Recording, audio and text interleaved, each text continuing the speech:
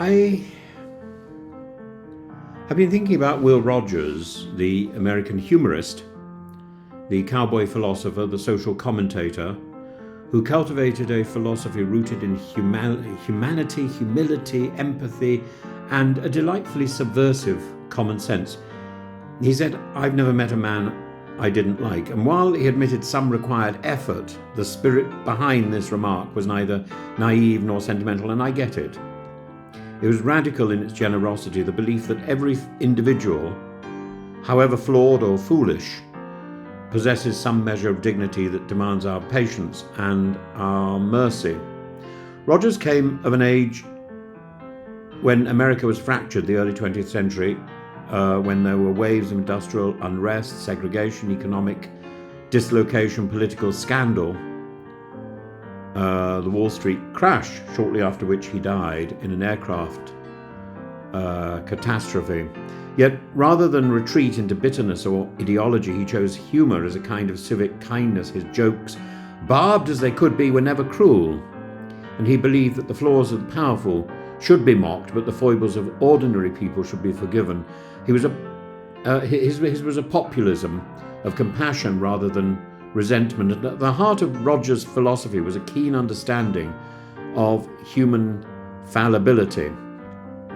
People, he seemed to say, are inconsistent, ridiculous, sometimes self-destructive, but they are our people, and they deserve the grace of being understood in the round, not frozen in their worst moment. And that principle, that people are better than their worst, is the lifeblood of any humane justice system. So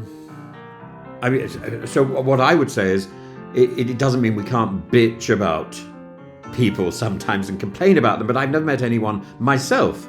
I've never met anyone who, on reflection, I didn't like. Even Farage, frankly, I think probably is a sweetie at heart.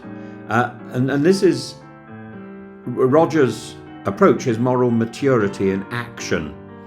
It acknowledges irritation without forfeiting compassion. It permits ourselves the honesty of emotion while refusing to fossilize others in our judgment. And yes, even the most disagreeable characters often contain surprising reservoirs of humanity. Farage's love of frogs, for instance, or his genuine skill at communication, requires admiration. These glimpses remind us that public persona is not a private soul.